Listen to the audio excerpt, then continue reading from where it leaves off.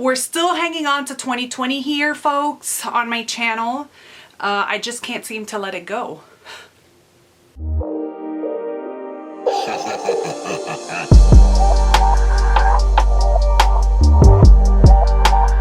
Hey guys, welcome back to my channel. Today, finally, we are going to be looking at all of my favorite books from 2020. These are going to be my top 20. Let's jump in. So a little bit of stats before we jump into the meat of the video. I read a total of 800 800 books. Okay. I read a total of 118 books. So proud of myself. My goal for 2020 was to read 100 books. I surpassed it by 18.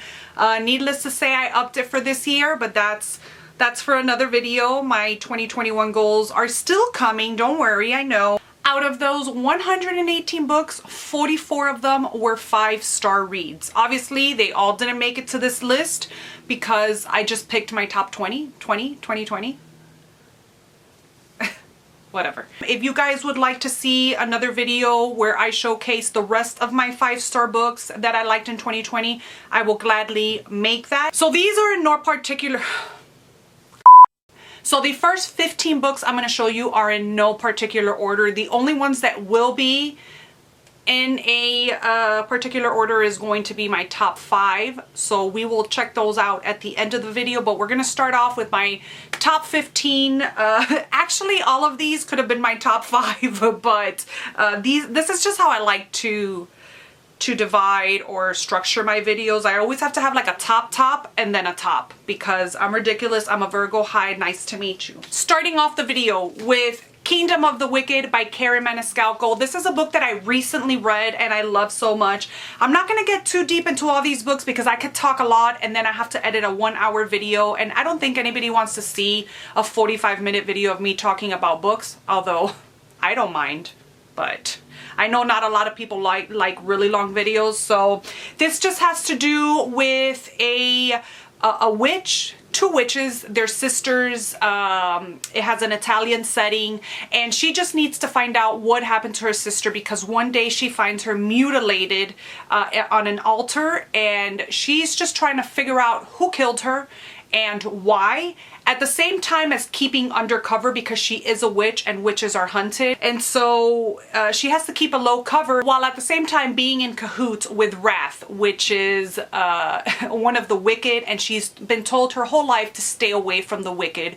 But in this case, she has to partner up with him, and it's just a whole fun banter between her and Wrath that I just loved.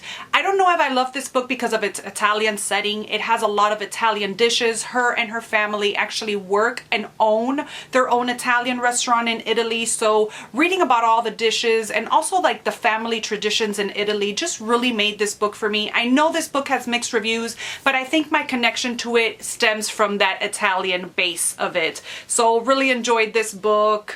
That's why it's on my top 20. Duh. Next we have The Magpie Coffins by Willie E. Young. I could not make this video without adding a splatter western. I actually have 2. I'm going to talk about my second one right after this one. But I had to start off with this one, even though this is in no particular order. I had to start with this one because this was my first venture into splatter western, and it just hooked itself onto my heart and never let go. I love this one. I am about to start reading, I believe it's book 7 or 6, and I've heard it's a pretty good one. But out of all of them, although I have loved the majority of them, like 5-star obsessively loved, this one, just because it was my first one, it just holds a special place in my heart. Plus this cover, I think this made it onto my favorite covers of the year as well. The splatter westerns are just taking over my life and I love them. This has to do with Salem and his quest to avenge the murder of his mentor. We follow him along the way. It is bloody, it is gory, it is a splatter western. And if you haven't read these yet and you love gory horror, I highly recommend this. If you don't like gore, then stay away from this. But this is just action-packed. The main character, Salem, is just amazing, and it has my heart for the upteenth time. Next is another splatter western from Death's Head Press. I always have a hard time saying that, Death's Head Press. There we go. And that's going to be the Night Silver Run Red. The Night Silver River Run Red. I always get this title wrong. It just doesn't come out easily out of me. This is by Christine Morgan. I believe this is the first woman written splatter western in the series. And it was amazing. And I feel kind of bad because I went into this a little bit hesitant. This is the 4th book in the series, and I feel like by the time that I got to the 4th book, I sort of was like, okay, like how many good ones can we have? Because I love the first 3 ones. This one did not disappoint. It is action-packed. It is a coming-of-age show. Not really coming-of-age, but we see a group of kids battling evil things, and it was just a fun old time. It was gory as well. I mean, I feel like out of all of them, this was one of the goriest ones, and I gotta give it up to the woman. This involves a traveling show, kids that sneak out in the middle of the night to see this traveling circus, and evil things happen. There's bad men, of course, and it's gory, and it's just amazing. I think I said amazing like 5 times.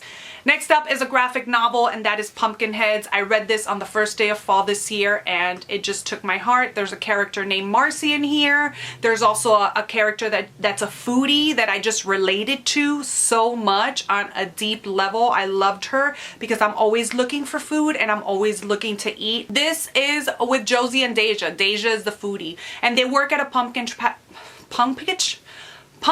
patch, and it's their last year. They're seniors. It's a seasonal job. It's their last year, and he just wants to go and experience a pumpkin patch because this is something that he's always wanted to do. But there is also another goal in mind, and they set out to go around the pumpkin patch and enjoy everything. And Deja is just like, everywhere she looks at the food, she's like, let's go here. And I just related to her so much. And I just wanted to eat all the things that she was eating. I loved this. It was so wholesome. It was so fun. And I'm planning to reread this next fall because why not? 2020 was the year where I finally read Brandon Sanderson. Brandon Sanderson was just an author that I've always wanted to read, and I finally did. I'm reading his work in chronological order, so I'm gonna start off with Elantris. I loved it so much. Badass female character, female protagonist. I love the story.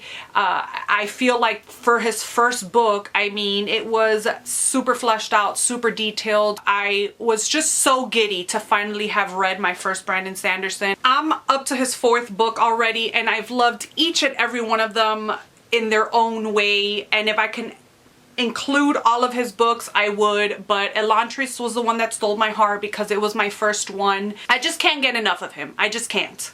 Here we are following a world which is Elantris, which was very beautiful, full of magic, and just one day the city starts to rot along with its inhabitants.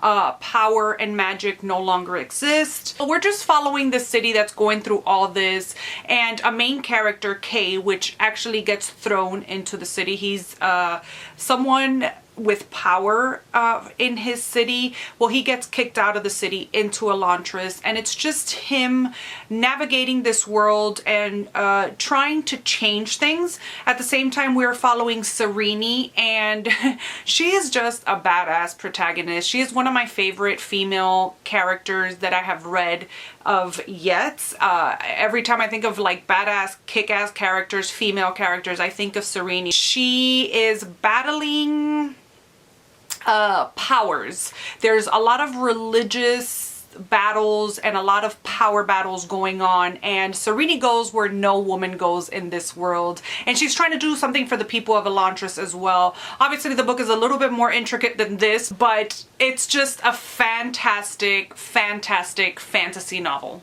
Another badass female character in another book that just stole my heart in 2020 was Whispers in the Dark by Laurel Hightower.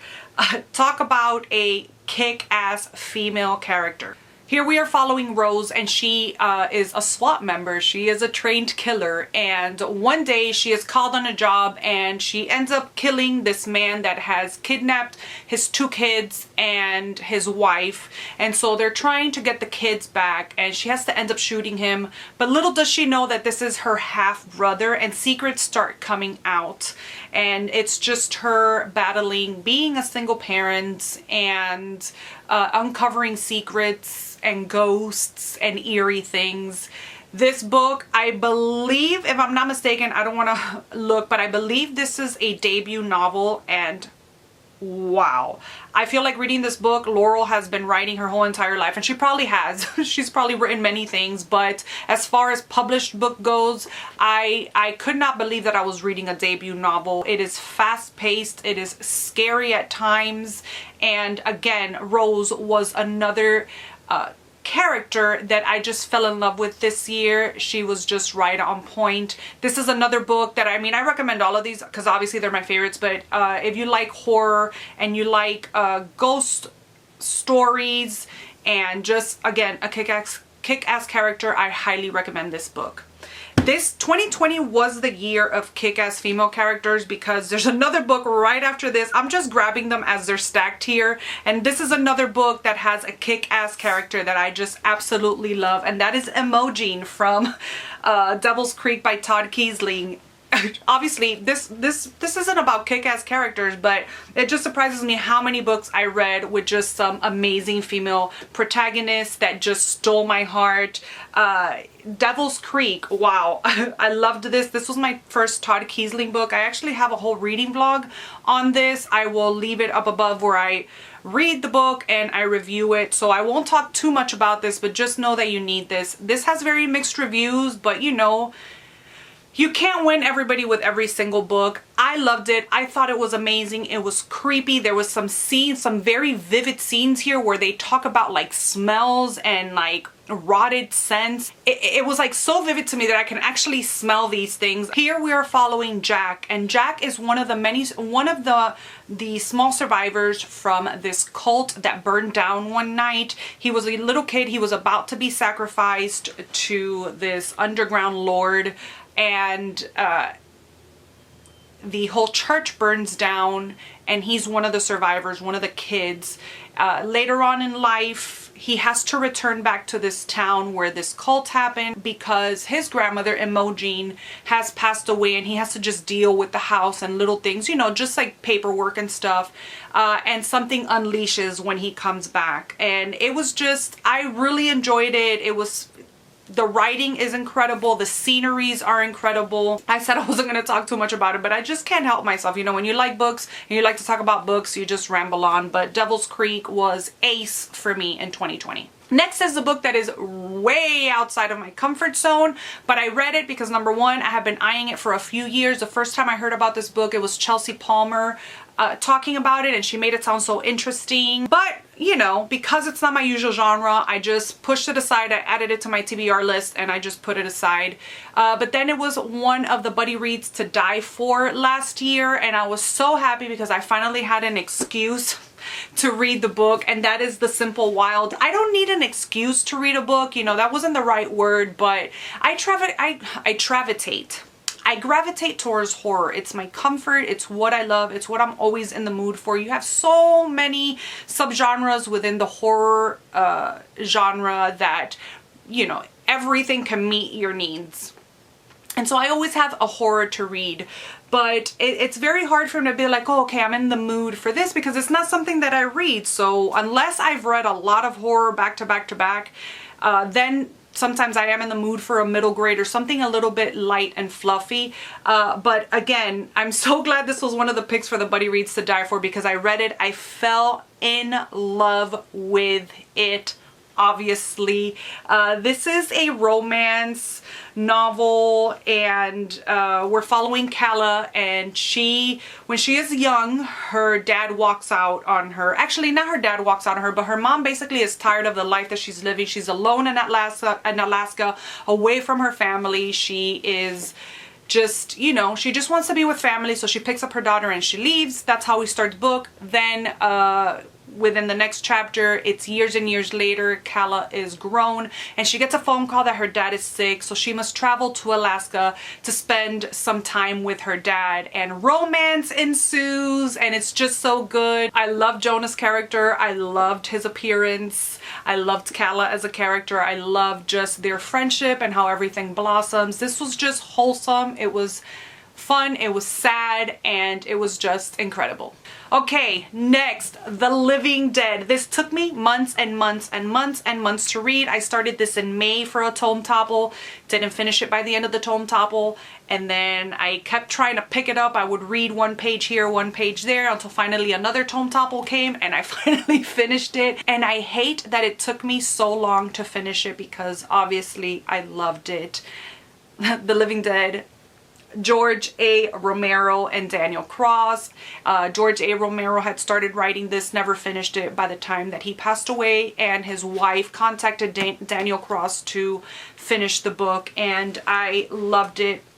It's a very intricate world, but basically it's zombies. We're just following a group of people in different parts of the country as the zombie outbreak happens and they're trying to survive, basically. It was so great. I love the characters. Every time I found myself rolling my eyes being introduced to a new character, I ended up falling in love with them. And I think there was only one character in this whole entire book that I did not like and I despised. And you know, you're supposed to. But it was just on another level how much I had hated this person, and I could have done without his character. But one of the parts when I read the synopsis of the book, I've said this a million times, I'm on repeat all the time. One of the parts when I read the synopsis that I was most dreading, and not really dreading, but I just wasn't looking forward to it, was the Navy portion of it. There's a part where we follow a Navy ship. I thought that was going to be my least liked part, and it was my most liked part in the book. It's just, I love when things like that happen, when I know for sure that I'm not gonna like one of the areas. I've read military zombie books before and I've DNF'd them. It's just not my thing. But this one was done just right. My husband is a Navy vet, so I hated that I wasn't going to like that part, but I loved that I ended up loving it. What did I just say? Next, we are going to talk about a book that I recently read in November, but it left an impact on me, and I don't even know how to explain what the premise of the book is. I really don't. I know that I loved it. I know the overall premise, and I know what I read, but I can't explain it or describe it. That is Black Sun by Rebecca Roanhorse. This is an indigenous novel.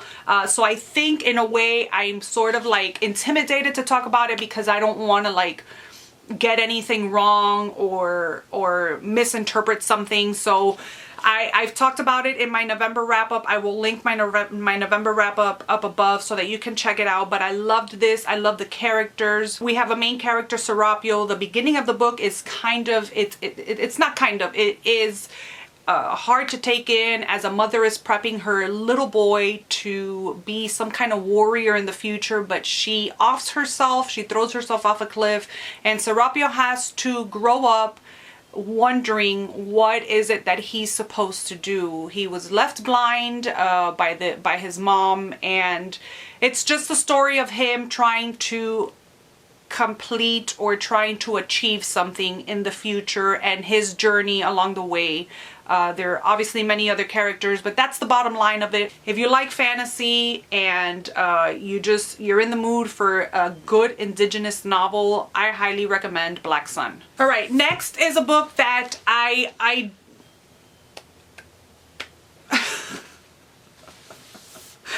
This book, I always ask myself, why do I love it so much? It's so out of my comfort zone.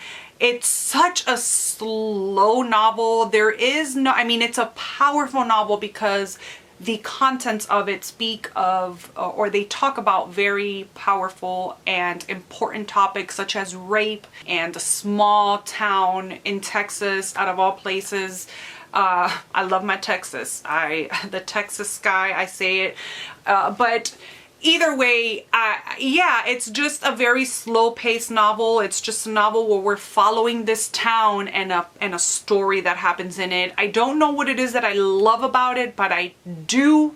I named my Animal Crossing after this book because when I got my Animal Crossing or when I got my Switch, I had just finished reading this book. That's what an impact it left on me. I loved it. It has very mixed reviews. A lot of people don't like it, but for me, it just hit that spot, and that is Valentine by Elizabeth Wetmore.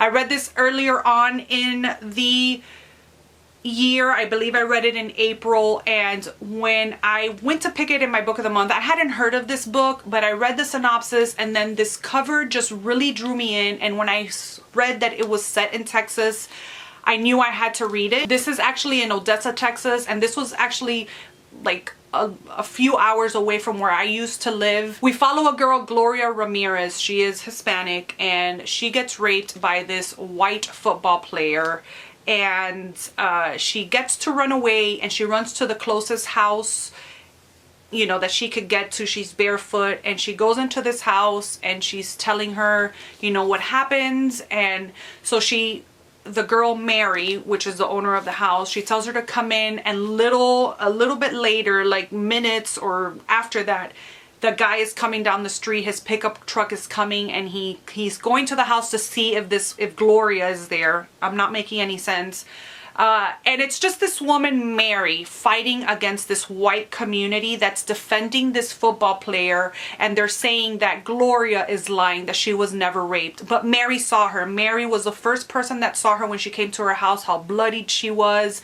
And so it's just the story of that and battling this whole rape situation and how it affected Gloria, obviously, and how it affected Mary in her community.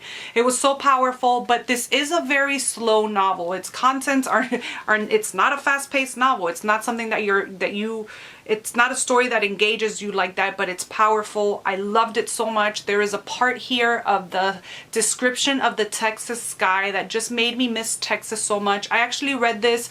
We had moved here in October of 2018. I'm sorry. We moved here in October of 2019, and I read this in April. So we had just moved from Texas, and I was missing Texas so much. And then this description of the Texas sky just had me crying because it's so beautiful. If you've never seen the Texas sky, I mean, the sky here in Georgia is beautiful, but I just love looking at the sky, and it made me miss home more than anything, and I just loved it. Okay, I said I wasn't going to talk too much about these books, and I'm just like blah, blah, blah, blah, blah. Next is The Last Time I Lied by Riley Sager. I actually participated in the Currently Reading Book Club by Allie Dunn. She asked me to participate and host along with her and some other folks over in the booktube community, and I loved it. I've loved every Riley Sager so far. My least one that I liked is Final Girls, but I love this one. It's a camp slasher vibe to it, and I just couldn't get enough. I've talked too much about all the other books. This is a very well-known book, and I'm sure you've heard its praises, so I'm not going to talk too much about it.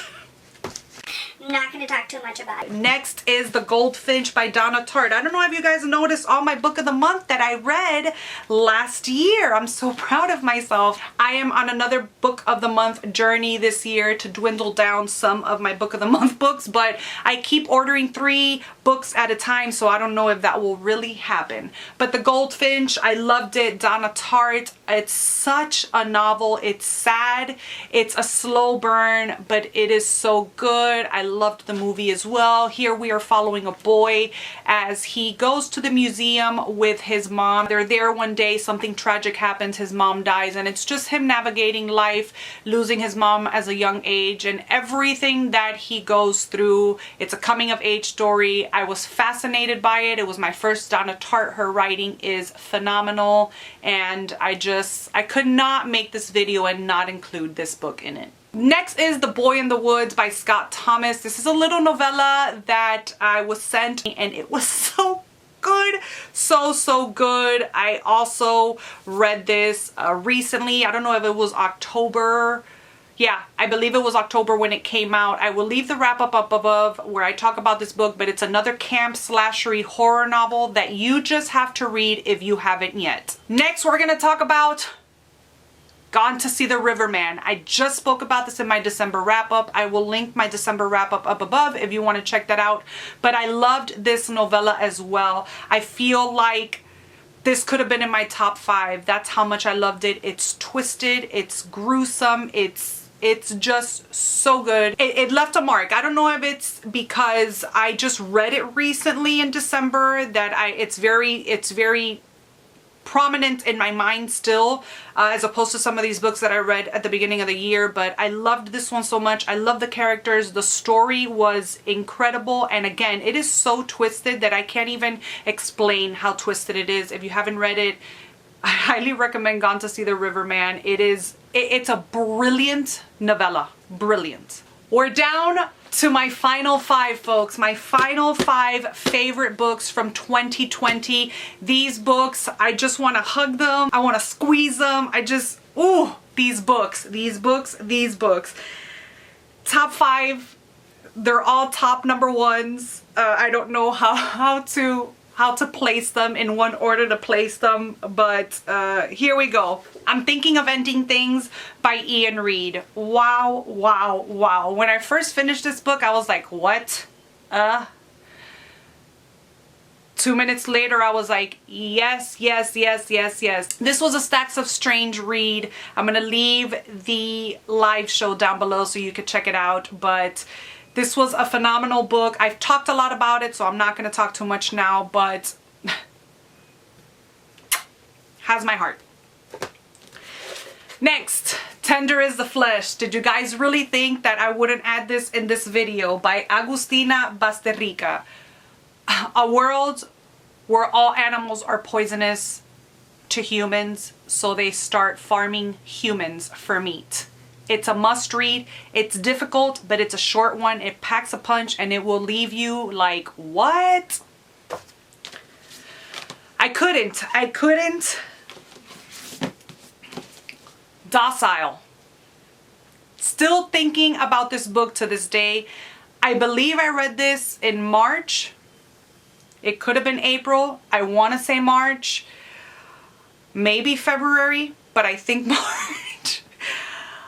Wow, wow, wow. I still think about this book. I want to reread it. The contents. Here we're following a world where being a docile gets you out of debt. People inherit debt. If you're really poor, you get to sign up to this program where you can become a docile. And docile. I think it's docile. Where you become a docile and you're basically a slave to another human that has money, and they pay you and you go paying off your debt, but you have a contract. You're not locked in forever. You can get out. But we're following 2 specific characters, a docile and his owner, and just everything that this docile goes through. I cried. I sobbed in this book. This book broke my heart. It is phenomenal. Phenomenal. I like using that word, phenomenal. Down to the last 2, guys. Down to the last 2. Coming in at number 2. This book was number 1 all the way up to October, where another book came and just tapped it. It wasn't like a big push, but it was a little tap. But this was my favorite book of the year up to October, and that is Fable. This cover, it just does things to me. I actually read an e-arc of this through NetGalley, and I'm so grateful that I got to read it early, and I pre-ordered a signed and personalized copy because I had to. I love all of Adrienne Young's books. She is a YA author, so if YA isn't your thing, but she has some kick-ass female characters. This girl right here, Fable, kick-ass, amazing. We're just following her as she's going through life. She was dropped off by her dad at the age of either 6 or 8. I can't remember, but she gets dropped off in this really, really tough island to grow up in, and basically tells her, come see me when you're 17 and I'll give you what you inherit, your inheritance. She goes through it. The people are trying to kill her. She's trying to survive on this island that's brutal until she makes it out before she is killed. Her journey is incredible. I loved Fable. She is just, she's Fable. The second book is coming out, I think it's in May, if I'm not mistaken, Namesake. Don't quote me on that. It could be much later before that, but I think it's in May. I'm really looking forward to see how her story continues. the final book, my favorite book of 2020. Everybody has raved about it. If you're the type of person that doesn't like when a book is raved about and you're sort of like, that sort of like turns you off to read it, please don't let that deter you. I know there's people that don't like it. Not everybody is gonna like every book. That's a given. But I feel like I have heard more praises than not for this book. And that is The Invisible Life of Addie LaRue. Addie LaRue stole my heart. I think I've said that for every book, but she really did. Here we are following Addie. She wants to live life. She doesn't want to be tied down. She wants freedom and she wants to live forever. And so she makes a pact with a god from the night. Many people say he's the devil.